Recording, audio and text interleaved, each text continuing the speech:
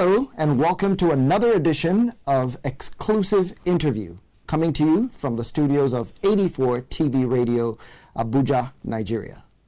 My name is Stanley Bentu. Today, we'll be tackling foreign policy, Nigeria's foreign policy to be exact. Now, the trick about foreign policy is to make sure that the amount of wealth that comes into your country is greater than that leaves the shores of the nation. How well have we fared in this particular aspect of our economic life? We'll find out shortly, but before that, have a look at this report. Nigeria's federal government early this year said the new foreign policy thrust of government would be premised on the philosophy of Nigeria First, a new dimension in the nation's diplomatic trajectory that gives primacy to the vital national interests of Nigeria, and above all, the protection of its citizens and their businesses around the world. Nigeria made perhaps the largest contribution to the liberation struggle in Southern Africa. In Angola, Nigeria was instrumental to the efforts to bring peace to the nation. Nigeria's contribution to the independence of Namibia remains unrivaled till this day, such that when Namibia became independent in 1990, Nigeria was the song on the lips of every Namibian.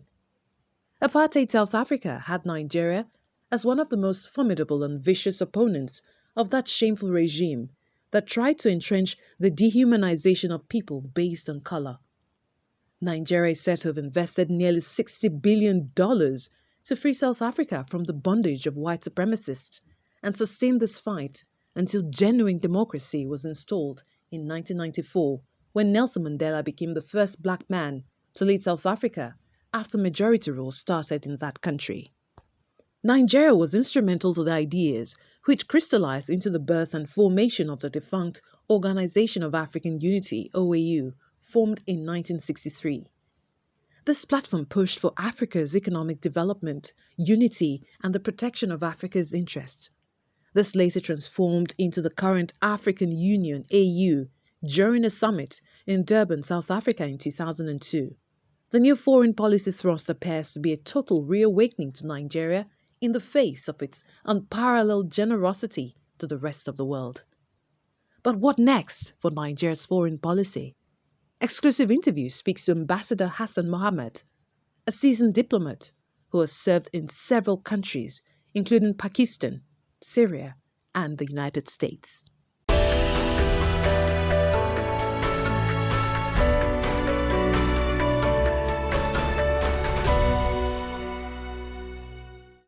Well, it's a pleasure for me to welcome right here in our studios Ambassador Hassan Mohammed.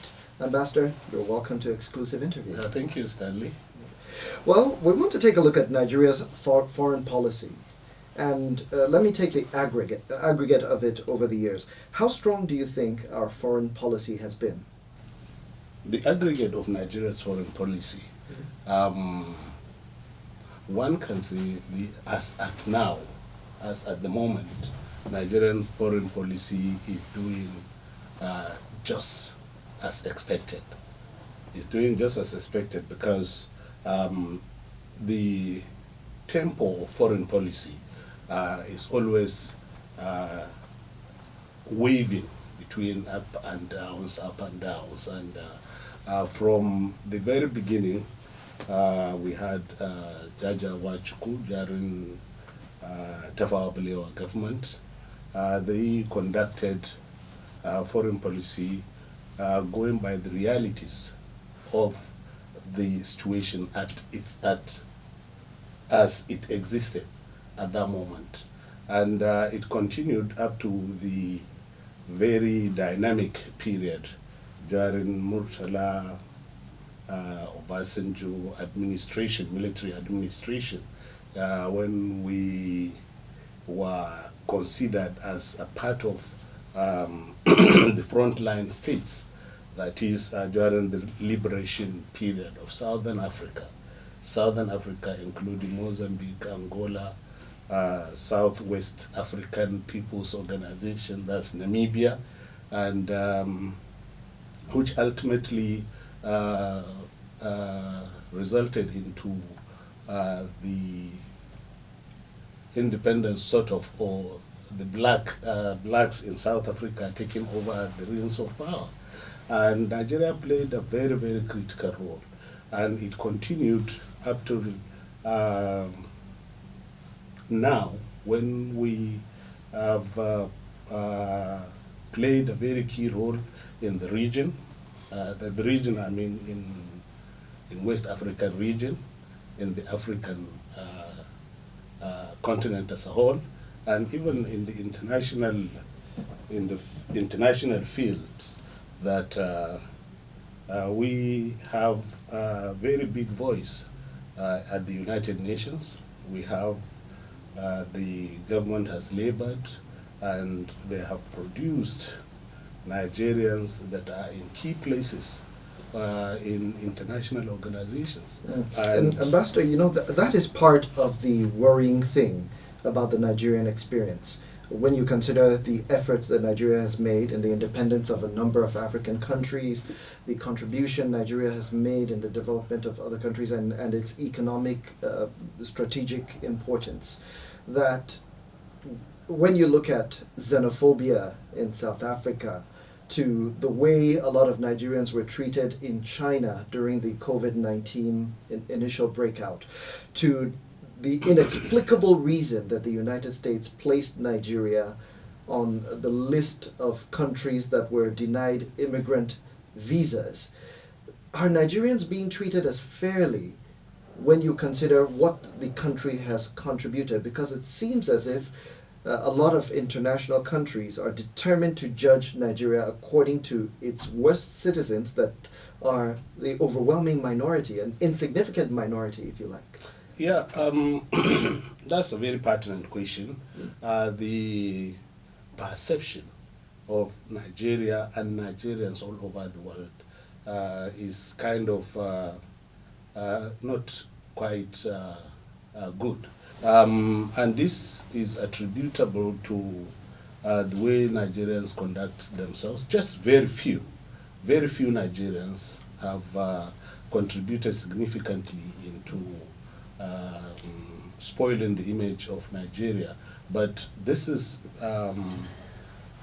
based on false impression, because Nigerians in the United States, they are well respected.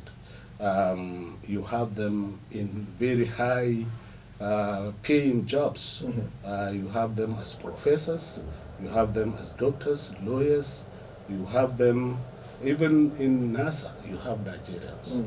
According to a recent survey, Nigerians are the most educated immigrants in the United States, and also among the highest paid immigrants, even earning higher than white Americans. That's right. And Nigeria is one group in the U.S. that has the highest number of PhD holders, master's degrees, and their kids are doing very well. I heard this morning somebody was commenting on Nigeria that he had a graduating class in one American university. Out of the number, I think numbering about 200 or so, you have 49 Nigerians that graduated as medical doctors. So the castigation or the putting down of Nigerians that we always get as an indication of what Nigerians people hold Nigerians in the Western world is far from the truth, because they themselves, they respect Nigerians. And I was once at a golf club in the US. I had some friends who were playing, so one gentleman joined us, and he asked me, I told him I'm from Nigeria, and he said, oh, you are amongst the most intelligent people in the world. So some of the misconceptions come out of envy. Yes. So is there a role that the Foreign Affairs Ministry can play in countering this false narrative? Correct. We are really, when I was there, and it's still going on, we are really, we don't relent. We don't relent. We engage with Nigerians, and we tell them that they are the real ambassadors. We are only sent to make sure they are doing the right thing. So the behavior of each and every Nigerian, be it in the Middle East, be they in the Middle East, be they in Europe, be they in Asia or the US, their behavior tells a lot on every Nigerian, because the people they're interacting with will not have the opportunity to know what Nigeria is about. But seeing them and from them, people, the first impression is what they get from them. Yeah, so we always advise them, and we have seminars, we have interactions, and we have outreach programs. But the problem is we are constrained in so many ways. One of which is funding for doing what we should do. But with the little we have, we do our best to make sure we attain the little, we make the little impacts that we are making. And well, one quick question I would like to ask, and that has to do with Nigeria's role as a big brother of the continent, or as giant of Africa. Are we living up to expectation where such a huge and important role is concerned? Yeah, Nigeria's role as a big brother in Africa. And recently President Buhari went to Mali to again play such a role. So in the political crisis rocking the African countries. So are we living up to this expectation, or is there more that we need to do? Yeah, we're living up to the expectation, and there's nothing that can happen in Africa today, or ECOWAS. Mind you, in ECOWAS, Nigeria's economy and population is 50% of the West African economy and the numbers. So this is, because of this, we can't afford to let it go. We have to have the people, we have to see and to be seen that we are protecting our national interest. By being the big brother, we are helping ourselves and we are helping them. But if you are a selfish senior brother, I think your siblings will not reckon well with you. So that's at individual level. So, but again, we have to modify and improve our relations with some African countries. And they always see us and they envy us to some extent, because this is a country that I was reading yesterday that Nigeria is now trying to take over in the banking industry, in our movies, the culture, yes. Yeah. And I have a very interesting story to share on that, but that will come after a break. Okay. We'll have to take a short break. When we come back, the ambassador will be tackling the issue of African Growth Opportunity Act, which is an act that was introduced by the United States. Don't go away. We'll be right back.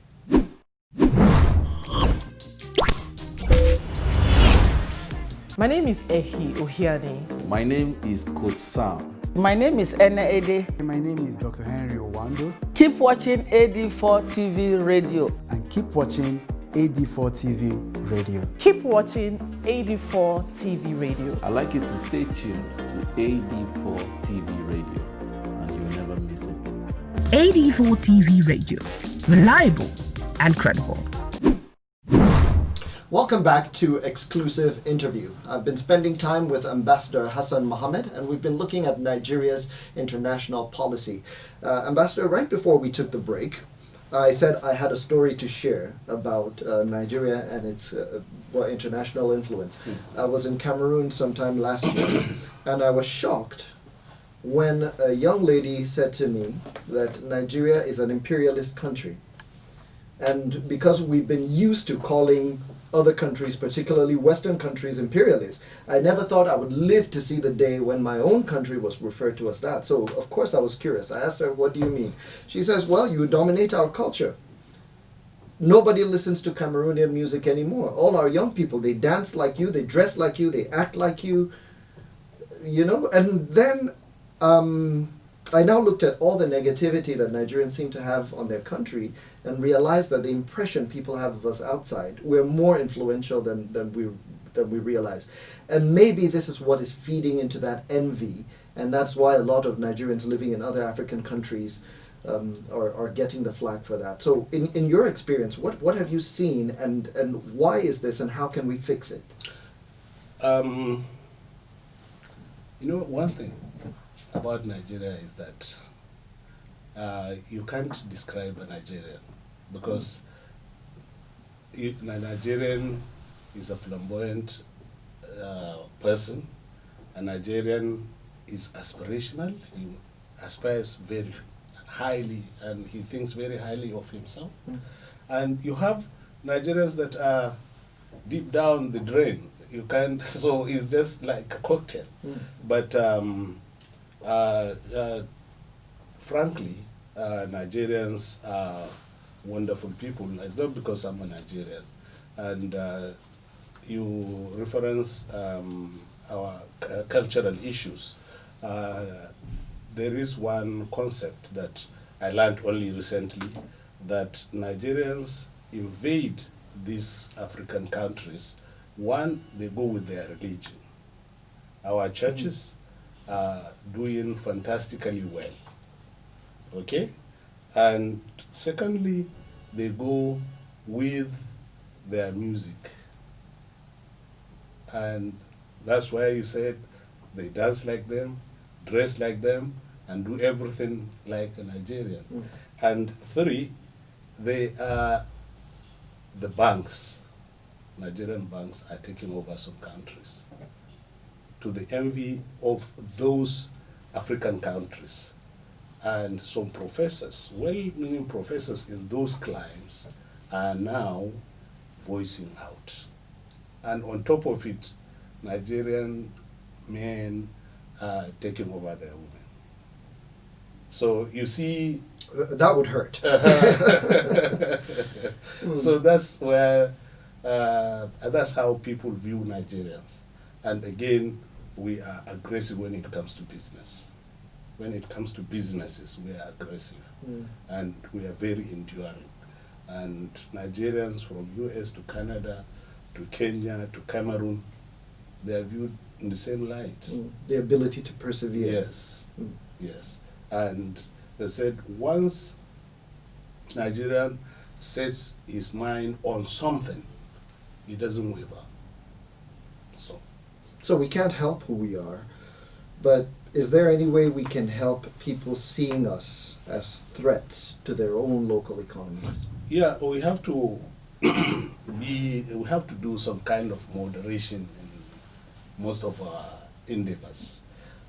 We have to try to do it in such a way that you will want something from me as a Nigerian, but you do as if you want to help me. So you can come in different and various ways of doing it, but don't come very raw and naked that I am better than you, and no, that one will generate resentment, and that is what is happening in some quotas. Must be difficult to deal with. Yeah. I want to move over to some other aspects of your experience. You served in the United States in several tours of duty. And I want to talk about the African Growth Opportunity Act, which was, a response to the perceived imbalance of trade between the United States and a lot of African countries. It's received some criticism, even though it is quite an enviable document. But one of those is that it's seen as one-sided agreement, that there was very little African input in the preparation That's of right. this. What are your thoughts on that? Yeah, the AGOA principle or the AGOA policy came about during the Clinton administration towards the end in the 90s, yes. And then I was at the United Nations in New York, and the AGOA thing was very much touted. And at that time, I didn't know how it came about, but America decided that they want to help Africa. And indeed, since then, up till as late as November last year, we had a meeting at the State Department, and there is a unit in the State Department that deals with AGOA. And one unfortunate thing is that, and they do organize, they invite Africans every year to Washington, D.C., and they appraise and modernize and come up with functional suggestions. But one thing I noticed, there is complete absence of Nigeria. Nigeria is completely absent in the AGOA thing. In 2018 or 17, AGOA conference was held in I think November 2018 or November 2017. I'm not sure yet, but something happened. It was in Togo, and a delegation from DC, we sent them, the gentleman in charge of trade and his staff. They came down to Togo, and unfortunately, those from headquarters, by headquarters I mean those from the line ministries, some of them were there. They got there unprepared, and there were a lot of very beautiful decisions. Somehow something is missing. Nigeria has not keyed in to that aspect. Maybe we're still studying, or we still feel, but I don't know. Nigeria could do much more to participate in AGOA, and we stand to gain more. I think maybe with this COVID, there is an internal dynamics now that is they are trying to come up with there is kind of an upward surge towards local SMEs, Yeah, that's right, and that's all right. those, yes. But Africa seems to have a natural disadvantage, and Nigeria is not excluded from that. Even though AGOA has led to an increase of trade from about $8.2 billion to about $54 billion as of 2011. Right. A lot of that is still natural resources, especially oil. So we've not been able to exploit some of our other productive industries that can actually provide jobs for young Nigerians. And this is what we need to achieve, isn't it? Yeah. In fact, when it comes to oil and all this, we have, from the beginning, the international oil companies are in one way or the other American, British, and the Western world. And those ones, we leave them as they are. But when AGOA is trying to, the concept of AGOA is to grow trade. And to grow trade using local, the beneficiaries must be Local manufacturers, local indigenous items that that could be modified we could produce them in a modified form for use in the US. But has Nigeria studied the United States market enough? Because this is something that China has done. And China has secured its economy by inserting itself into the everyday life of the average American.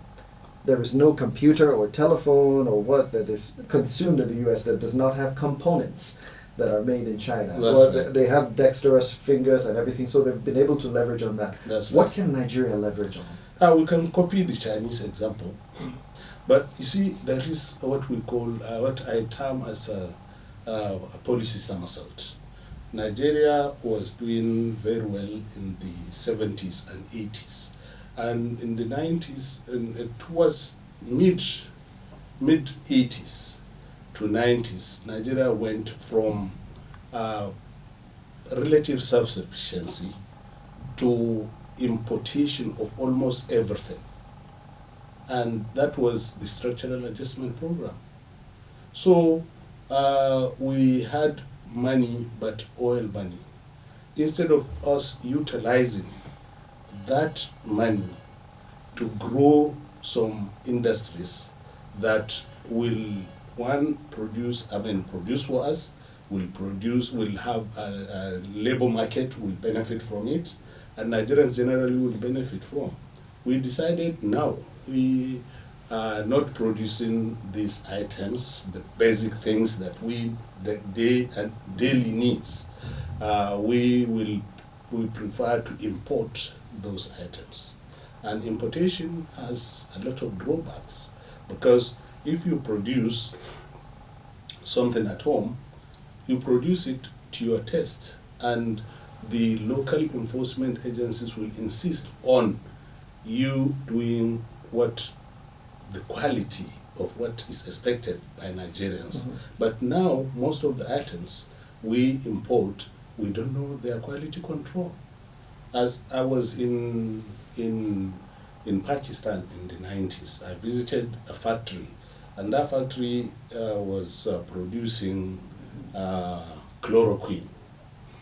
And he said, yes, we have orders from Nigeria, but the orders we have are different from what we do here. So From why? what the standard is. Yeah, the standard. Said, no, your people come and they tell us to reduce the quality and standard, and we did exactly that. And we sent it to them, and it's accepted. So you see, even with smuggling and all these things, so you see, the most difficult thing for Nigeria is to have a factory within Nigeria and to produce. But before the structural adjustment program, we had the tires. We're not importing tires, and to produce tires, we had rubber plantations. And farmers, someone that's farming rubber, I know there was a Michelin plant, there was a Dunlop, and there was Odutola tires. And even vehicle plant. Uh-huh. Okay, well, we are running out of time, but Oh, sorry. I can't let you go without asking this critical question. Incidentally, you mentioned Pakistan, where you served, and it's a country not unlike Nigeria. Yeah. You know, our population's almost the same, right about 200 million. Right. We've experimented with military rule, and also we have been facing threats of terrorism. But I found something very interesting now about bilateral trade, which is worth roughly at about 56 million US dollars as of 2010. And the trade balance is still against Nigeria. Pakistan has exported $37 million worth of goods and imported about 19 million. Right. But when you look at the details, at what Pakistan is importing from Nigeria, textile garments, home appliances, surgical equipment, and also rice. These are things that can grow our local economy. Can you quickly, maybe in a few seconds or in about a minute, give us advice as to how Nigeria can build on this? When you have a country that is ready to import all of this from you, what do you do? As I said earlier, our situation and our circumstances with Pakistan were similar. You said it. And all of a sudden now, they are not only producing these mundane things you said of textiles and all this, we are importing hardware, military hardware from them, which is Pakistan is not importing into their countries some of the basic things they produce. They are able to produce things and they are able to export, because if you go to the Middle East now, Pakistan, the annual budget they get, the support from, while I was there, I don't know of now, they get their support from the Middle East. And their army are part of the Middle Eastern people. They go and train them, and they earn foreign exchange due to training. And I was even on training in Pakistan in 88 before being posted there. So I realized that they didn't do what we did. What was it that we did? We abandoned what is naturally our domain, and we allowed people to produce for us what we could produce. It's now that government has suddenly realized that we are today, according to information, statistics, according to the Minister of Agriculture, we are today the number one producers of rice in Africa, and we are number 13 or number what in the world. So these are things that, for example, the rice we import from Pakistan, we could continue with what we're doing now to the extent that we can compete with Pakistan in the international community.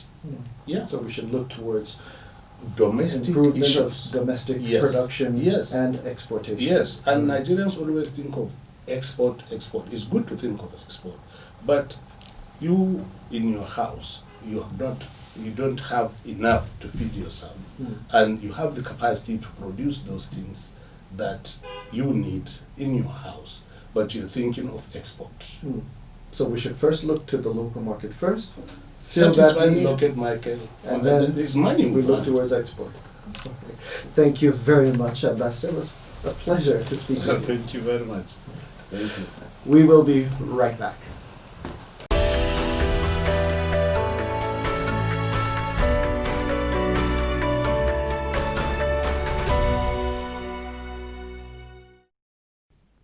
Now that was a very interesting discussion with Ambassador Hassan Mohammed, and I learned quite a number of things, and I want to share some of those with you. Nigerians are among the most intelligent immigrants in other parts of the world.